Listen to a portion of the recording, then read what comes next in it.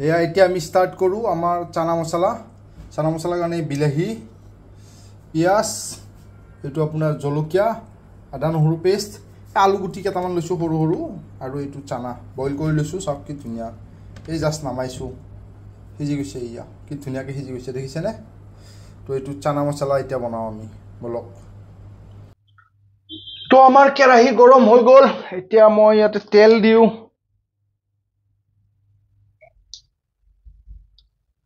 তেলটো দিব লাগিব তেল গৰম হৈছে এতিয়া মই ইয়াতে আপোনাৰ পিয়াজখিনি দিও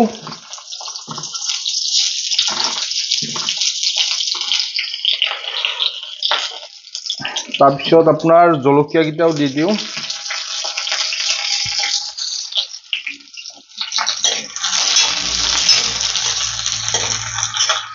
পিয়াজখিনি অকমান ৰঙচুৱা হলৈ ভাজো তো আপোনাৰ পিয়াজটো ধুনিয়া ৰঙচুৱা হৈ গল এতিয়া মই ইয়াতে আদা নহৰুখিনি দিও তো আদা নহৰু পেস্ট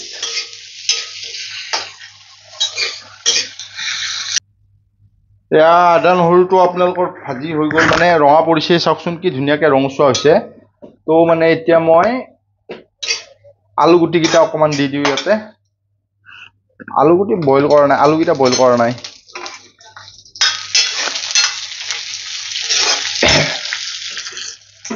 তাৰ পিছত মই দিম এবাৰ ইয়াতে অকমান ৰবক আলু কিটা মই অকমান ফুটা ফুটা কৰি দিছো যাতে নিমখটো সোমাই মানে ইয়াৰ ভিতৰত এটোতো কৰিবই আপোনালোকেও এবাৰ মই ইয়াতে সোৱাদ অনুসৰি নিমখ দিও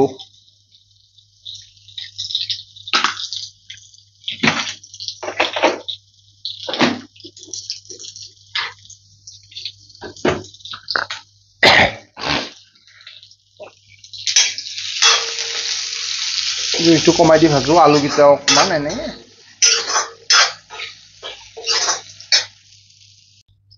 আলু কিটাও ভাজি হল এতিয়া মই ইয়াতে বিলাহীখিনি দি দিও বিলাহী অকমান দিব লাগিব তো গ্ৰেভিটো তেতিয়াহে ধুনিয়া হ'ব এইটো বিলাহীটো দি এতিয়া ধুনিয়াকে ভাজো বিলাহীখিনি অকমান সময় মানে আপোনাৰ কি কয় এইটো ঢাকনি দি ভাজিলো তেতিয়া হলে মানে কি হয় গলি যায় চাওকচোন যেটো পানী ওলাই বিলাহীৰ পৰা হেতুৰ কাৰণে মানে চাওক কি ধুনিয়াকে গলি গৈছে মানে আপনি মিক্সাৰ গ্ৰাইণ্ডাৰত নামাৰিলেও হ'ব এনেকুৱা ধুনিয়াকে গলি গৈছে এটো মানে টিপস আপোনালোকে যদি জানে আৰু জানে আজিকালি সবে সকলোৱে ৰান্ধেনি ভালে তো চাওক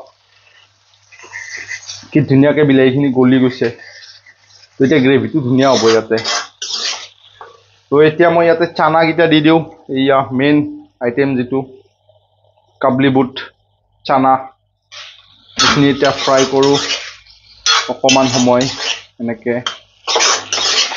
চাওকচোন কি ধুনিয়া অলপ তেল বেছিকে দিছো মই কি ধুনিয়া লাগিছে তেলটো দিবই লাগিব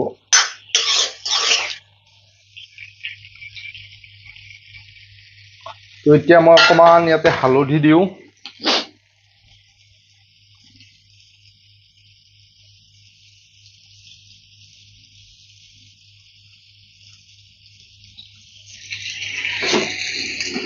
তো এতিয়া মই ইয়াতে হালধি দিও সিক্ৰেট মছলাটো এতিয়াও দিয়া নাই বাৰু হেতু পিছত দিম সিক্ৰেট মছলাটো আছে দিব লাগিব কস্তুৰী মেথি দিব লাগিব চাওকচোন কি ধুনিয়া হৈছে দেখিবই কি ধুনিয়া লাগিছে দেখিছে নে কি ধুনিয়া লাগিছে এতিয়া এখিনি অকমান ফ্ৰাই কৰো অলপ সময় এনেকে তাৰ পিছত কালিৰে অলপ দৈ আছিল ৰৈ গৈছিল তো সেই দৈখিনিও দি দিম বিলাহী দিলে দৈ নিদিলে হয় কিন্তু মানে অলপ মান আছে সেইখিনি বেয়া হৈ যাব তো তাৰ কাৰণে দৈখিনিও দি দিম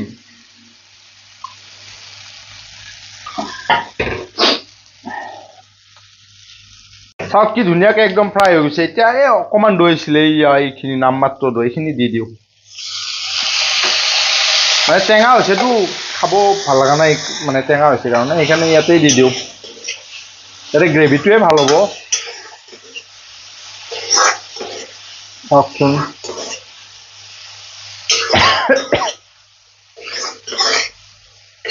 গ্ৰেভিটো আপোনাৰ ধুনিয়া হ'ব মানে দৈ দিলে এইটো দৈ দি পিনে ধুনীয়াকৈ ফ্ৰাই কৰিলোঁ। চাওকচোন দৈখিনি শুকাই গ'ল, একদম এবজৰ্ব হৈ গ'ল। তো এতিয়া মই ইয়াতে মছলাটো দিওঁ অকণমান, মোৰ চিক্ৰেট মছলাটো। এহে মেৰা চিক্ৰেট মছলা। বেছি নিদিওঁ, অলপ দিওঁ।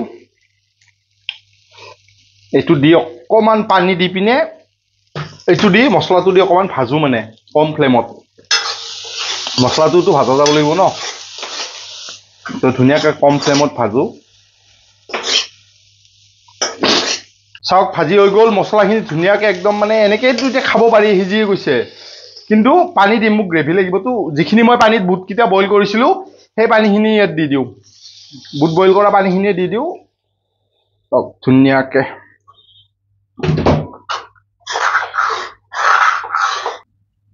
ভালদৰে সিজিব আৰু মানে আলুৰ ভিতৰত যাতে সোমাই যায় নিমখ চিমখ, তাৰ কাৰণে ঢাকি দিছিলোঁ। চাওঁ ৰ'ব কেনেকুৱা হৈছে। বুটকেইটাতো সিজিছে, খালি আলুকেইটা অলপ সিজিব লাগে আৰু। চাওঁ বাৰু, গটা গটা হৈ আছেতো আলুটো। আলু সিজি গৈছে, চাওক। তো এতিয়া ঢাকনি নিদিওঁ, এনেকৈ অকণমান পানীখিনি কি কয় এইটো শুকাব দিওঁ। অকণমান সময় ঢাকনিখন দিব লাগিব ৰ'ব। তাৰে আগত মই অলপ কস্তুৰী মেথি দি দিওঁ। এইটো কস্তুৰী মেথি লৈছোঁ। এনেকৈ দিলে কি ধুনীয়া চেণ্ট ওলায় কস্তুৰী মেথিটো দিলে। তো এতিয়া অকণমান সময় ঢাকি দিওঁ ৰ'ব, এইখিনি একদম মানে হেৰি হৈ যাওক।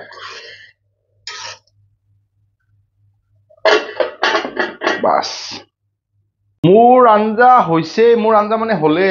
এতিয়া এইখিনি গুচাই দিওঁ। চাওক কি ধুনীয়া, এইখিনি জোল লাগিবই মোক। এতিয়া মই ইয়াতে অকণমান নগা ধনিয়া দি দিওঁ, 4-5 খিলা নগা ধনিয়া পাত দি আছোঁ। এইটোৰো টেষ্টটো ধুনীয়া গোন্ধায়। এতিয়া 2 মিনিটমান সময় এনেকৈ বইল হ'ব দিওঁ। তাৰপিছত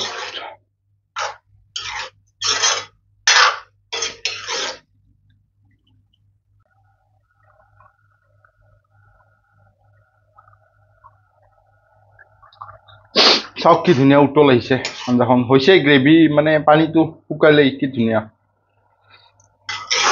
গাঢ়া হৈ যাব। ঠাণ্ডা হ'লে মানে কেৰাহীতে শুকাই থাকিব। এতিয়া ঠাণ্ডা হ'ব, নমাই থৈ দিলে। তো ঠিক আছে, ইয়াতে সামৰিলোঁ ভিডিঅ'টো। মোৰ ফেচবুক পেজটো ফ'ল' কৰিব, মোৰ ইউটিউব চেনেলটো ছাবস্ক্ৰাইব কৰিব, শ্বেয়াৰ কৰিব ভিডিঅ'টো যাৰ যাৰ ভাল লাগিছে। আৰু ৰেচিপিটো ট্ৰাই কৰি চাব আপোনালোকেও, আৰু ট্ৰাই কৰি চাই কেনেকুৱা লাগে মোক প্লিজ কমেণ্ট কৰি জনাব। আপোনালোকে ছাপোৰ্ট কৰক, হেল্প কৰক। Thank U.